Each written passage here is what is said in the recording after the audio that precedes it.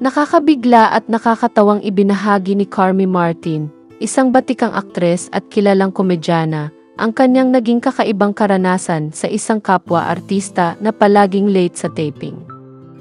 Sa press conference ng bago niyang pelikula na Isang Komedya sa Langit, naitanong kay Carmi kung mayroon ba siyang hindi malilimutang encounter sa mga pasaway na artista sa kanyang matagal na pananatili sa showbiz. Meron lang naman akong inaway. Natatawang pahayag ni Carmi. Hindi ko na maalala kung sino siya, basta babae. Consistent siyang late. Ayon sa kanya, nangyari ang insidente noong sila ay nagte-taping para sa GC version ng fantasy adventure series na Lastic Man na ipinalabas sa ABS-CBN noong 2008 at pinagbidahan ni Vong Navarro. Isa raw iyon sa mga araw na talagang hindi niya napigilang mairita.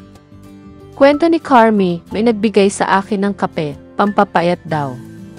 Pero ang epekto pala, pampainit ng ulo. Di ayon, pagdating ng aktres na laging late, sa kanya ko naibuhos ang inis ko. Pagdating ng aktres sa set, wala man lang daw itong paghingi ng paumanhin. Wala siyang sorry, wala siyang paliwanag. Parang wala lang, ani Carmi. Kaya naman kinumpronta niya ito. Sabi ko sa kanya, alam mo, parati kang late. Hindi mo ba alam na nag-iintay kami sa iyo? Galit na banggit ni Carmi. Ngunit hindi raw ito sumagot. Tahimik lang. Hindi rin daw niya alam kung talagang wala itong pakialam o sadyang ayaw lang makipagsagutan. Parang dapat yung road manager niya ang nagsasabi kung may problema o conflict sa schedule, pero wala, dagdag pa niya. Nakakatuwang isipin, ayon kay Carmi, na matapos ang tensyon na iyon, noong nagsimula na ang eksena, para bang walang nangyari. Pagdating ng take, wala, parang walang away. Trabaho lang talaga. Dahil dito, naging aral kay Carmi ang kahalagahan ng profesionalismo sa trabaho, lalo na sa industriyang gaya ng showbiz, kung saan mahalaga ang oras ng bawat isa.